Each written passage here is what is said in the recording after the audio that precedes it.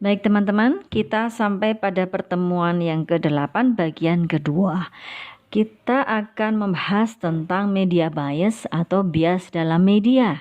Ya, kalau mungkin Anda pernah mendengar orang mengatakan, wah itu medianya berpihak, atau wah itu medianya nggak akurat, atau wah itu medianya hanya memandang satu persoalan, tidak melihat pada yang lain. Nah itu sebetulnya adalah kesan-kesan masyarakat yang biasa kita sebut dengan nama media bias atau bias media. Seperti Anda perhatikan dalam slide yang kedua. Dalam slide yang kedua itu ada 3 bagian. Yaitu bagian yang pertama adalah perempuan dan anak-anaknya yang akan ditikam oleh seorang laki-laki yang berbaju hijau, ya.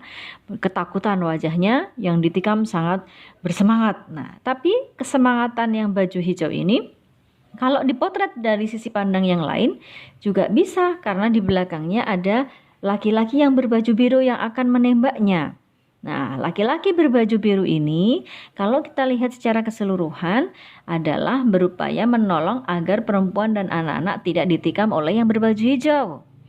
Tetapi kalau kita hanya akan melakukan pengamatan pada yang berbaju biru dan berbaju hijau, maka yang tampak adalah orang yang berbaju biru menembak orang yang berbaju hijau tanpa kita melihat ada belati di situ, tanpa kita melihat objek yang ada di depan orang yang berbaju hijau.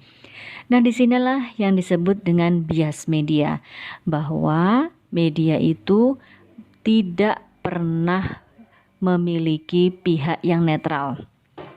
Kalau kemudian pada teman-teman Anda yang belajar bagaimana membuat suatu berita, bagaimana belajar membuat suatu produk jurnalistik, tentu akan ada nilai-nilai ideal, nilai-nilai norma yang ditampilkan, yaitu bahwa media itu harus netral, media itu harus berimbang, media itu harus memperhatikan banyak hal yang melingkupi konteks, waktu, dan sebagainya. Tetapi sebetulnya kalau dari sudut pandang sosiologi, terutama kita di prodi sosiologi agama, kita boleh belajar itu ketika Anda menjadi jurnalis, ya. Tetapi Anda sebagai kritik, ya, Anda sebagai orang yang mengkritik, ya, Anda sebagai orang yang menganalisis, ketika memiliki pemahaman tentang bias media, di sini disebut bahwa yang namanya media itu selalu bias, tidak pernah bisa orang meninggalkan keberpihakannya. Itu poin pentingnya. Jadi di sini kita tidak belajar membuat media, tidak belajar bagaimana cara membuat sesuatu, tetapi justru mengkritisi media itu, bahwa sesungguhnya setiap media itu meskipun dia berusaha bagaimanapun tetap akan kelihatan ada keberpihakannya, ada biasnya. Nah, itu yang membedakan antara prodi kita dengan prodi-prodi yang lainnya. Karena di sosiologi kita belajar banyak hal, ya. Mengapa bias media dapat terjadi? Pada slide berikutnya, karena media massa itu tidak berada di ruang hampa. Dia berada dalam percaturan politik, dia dilahirkan dan ditulis oleh orang-orang yang memiliki basis ideologi, memiliki tradisi, memiliki kepentingan-kepentingan dan sebagainya. Jadi dalam istilah saya itu, media tidak berada di ruang hampa, tidak lahir begitu saja, tapi berada dalam situasi dan kondisi tertentu dan dilahirkan oleh orang-orang tertentu. Dan media berada di tengah realitas yang syarat dengan berbagai kepentingan. Ya, pada saat pemilu seperti apa, siapa yang berkepentingan seperti apa, maka dia akan muncul di tengah-tengah itu. Media juga berada di tengah perbedaan, berbagai macam pandangan, berbagai macam konflik, ya. Dan media berada di antara fakta-fakta yang kompleks dan beragam. Jadi di tengah-tengah hutan belantara perbedaan pandangan itulah muncul media, sehingga media yang aslinya diharapkan akan netral, tidak berpihak, objektif dan sebagainya. Kalau di dalam kajian cultural studies itu tidak. Dalam cultural studies selalu melihat bahwa ada celah bagi kita untuk melihat biasnya itu, ya. Nah, sekarang kita masuk pada pendapat tokoh. Ada namanya Pak Louis Althusser ya. Ini senang kakak-kakak kelas kalian tuh kalau sudah keluar dari sini senang diskusi macam-macam, terutama mengambil pemikirannya Pak Louis Althusser atau biasa disebut dengan Althusser saja. Bagi dia, media dalam hubungannya dengan kekuasaan menempati posisi strategis karena kemampuannya sebagai sarana legitimasi. Jadi kalau misalnya kalian punya ide apa gitu ya, sudah masuk ke dalam media, nah kemudian kita share-share, nih ide saya cocok dengan media ini. Lalu kita mengirimkan di grup-grup atau di pesan-pesan di media sosial. Nih saya sesuai dengan yang ditampilkan di suatu media. Linknya ini. Kan kemudian jadi legitimate. Kalau sudah ada linknya, kalau sudah dimuat di media massa, kemudian jadi legitimate. Nah ya. Nah, media massa bagi Althusser sebagaimana lembaga-lembaga pendidikan, agama, seni, kebudayaan, dan lain-lainnya bisa merupakan bagian dari alat kekuasaan negara yang bekerja secara ideologis membangun kepatuhan khalayak terhadap kelompok yang berkuasa atau aparat ya. Aparat bagi dia. Di sini adalah ideologi states apparatus. Nah, jadi bagi Louis Althusser, hati-hati katanya gitu. Media itu dapat digunakan untuk alat legitimasi. Yang kedua, media dapat digunakan untuk alat melanggengkan kekuasaan, ya, melanggengkan kekuasaan, katanya begitu.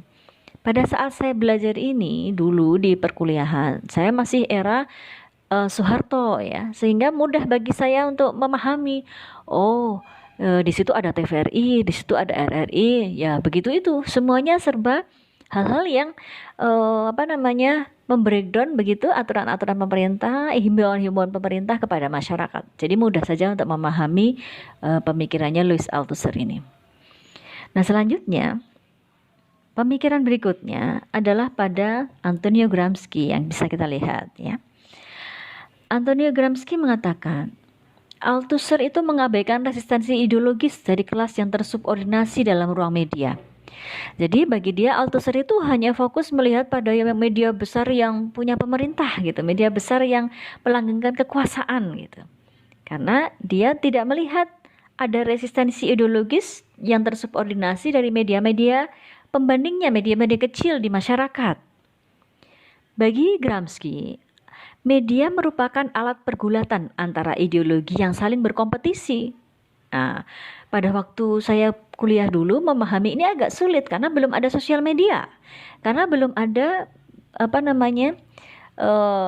media-media online, media-media yang banyak seperti saat ini, sehingga yang paling mayoritas pada waktu itu memang hanya media pemerintah. Tapi sekarang pada kondisi yang sekarang, ketika semua orang bisa punya website, semua orang bisa punya media sosial, memahami teori Antonio Gramsci ini menjadi mudah. Karena bagi dia sebetulnya media itu tidak hanya yang besar, tidak hanya yang melanggengkan kekuasaan, tapi media itu juga merupakan arena pertarungan ideologis dari media-media lain yang bergulat, yang kecil-kecil itu, yang berkompetisi. Sehingga media merupakan ruang berbagai ideologi yang dipresentasikan. Begitu bagi Gramsci. Jadi, di satu sisi bagi Gramsci, media dapat menjadi sarana penyebaran ideologi penguasa dan alat legitimasi, alat kontrol atas wacana publik, tapi jangan lupa juga untuk menganalisis media-media lain yang subordinat ya, media-media lain yang kecil-kecil yang resisten terhadap kekuasaan. Mereka juga memiliki bias dan pendekatannya sendiri loh ya. Media dapat membangun kultur ideologi dominan bagi kepentingan kelas dominan sekaligus instrumen perjuangan kaum tertindas untuk membangun kultur dan ideologi tandingan. Jadi kalau Althusser tadi melihatnya bahwa kita harus kritis pada media-media yang besar, media-media yang melegitimasi kekuasaan, tapi kalau teorinya Gramsci kita harus melihat dari dua sisi, yaitu bagaimanakah media besar dan bagaimanakah media-media tandingan yang juga kecil-kecil itu. Jadi teman-teman, media massa itu tidak mungkin berdiri statis di tengah-tengah, netral, berpihak, tidak mungkin kalau bagi kita. Jadi kita harus sedapat mungkin kritis apa celah yang dapat kita lihat dari media itu. Media bergerak pada pusaran kepentingan yang bermain dan sulit sekali menghindari bias. Karena itu disebut bahwa media itu fourth estate atau kekuatan keempat setelah sosial, ekonomi, politik, dan media. Kalau sekarang justru medialah yang menjadi panglimanya. Era media, Anda boleh baca sosiologi media, ya, berbagai buku sosiologi media. Media justru menjadi panglima saat ini. Bagaimana orang bisa bagus sebagus-bagusnya oleh media, bagaimana orang bisa jatuh sejelek-jeleknya oleh media juga. Dan bagaimana orang mencitrakan dirinya melalui media, bagaimana orang menenggelamkan orang lain juga dengan media. Sehingga di situ bisa kita lihat ada kepentingan kapitalisme pemilik modal ya di balik media, ada kepentingan keberlangsungan lapangan kerja bagi karyawan pada persoalan media, dan ada kepentingan lain kekuasaan. Karena itu, apa sebetulnya yang paling penting dari perkuliahan ini bahwa tidak ada media yang tidak bias, atau teorinya adalah teori bias media. Itu kalau Anda mempercayai teori ini. Kalau tidak juga Anda boleh untuk mencari teori-teori yang lain yang mengatakan bahwa media selama-lamanya dalam kondisi apapun pasti netral, atau media akan selalu tidak berpihak. Tapi kalau dalam cultural studies tidak seperti itu. Kita melihat dari satu sisi yang lain. Tapi pada saat Anda belajar jurnalistik, mungkin Anda memang harus tahu bahwa ketika kita membuat sesuatu hasil karya, kita harus selalu netral. Tapi kalau dalam sudut pandang cultural studies, seseorang tidak dapat berlaku netral. Nah, misalnya pada diskusi yang semester lalu ada film G30 SPKI yang dibuat lagi ya. Yang dibuat lagi, sebetulnya itu kan ada persoalan bias juga, ada yang setuju dan ada yang tidak pada persoalan G30 SPKI. Nah, ini yang juga bisa menjadi sorotan ya, bagaimana media yang pro seperti apa, yang kontra seperti apa, dan apa argumennya. Begitu teman-teman, kira-kira gambaran dari perkuliahan kita tentang bias media. Ini nggak berbicara tentang langkah-langkah pemikiran, tapi ini baru sekedar perspektif dulu. Nah, minggu depan kita akan belajar teori framing untuk menentukan langkah-langkahnya ketika kita menganalisis sebuah media. Pertemuan ini selesai. Assalamualaikum warahmatullahi wabarakatuh.